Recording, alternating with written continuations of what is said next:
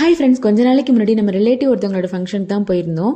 போயிட்டு வந்ததுலேருந்து பார்த்தீங்கன்னா வீட்டில் எல்லாருக்குமே சுத்தமாக உடம்பு சரியில்லை.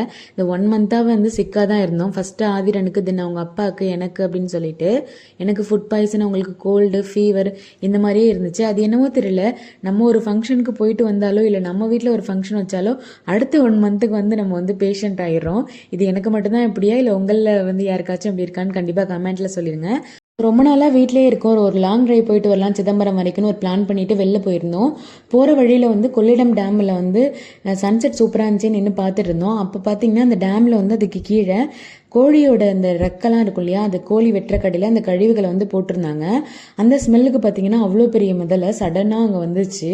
ஸோ அந்த இடத்துல சடனாக டிராஃபிக்கே கூடிடுச்சு. இதே இடத்துல 17 வயசு பையன் வந்து 2 வருஷத்துக்கு முன்னாடி குளிக்கிறேன்னு இறங்கி வந்து இறந்து போயிட்டான்.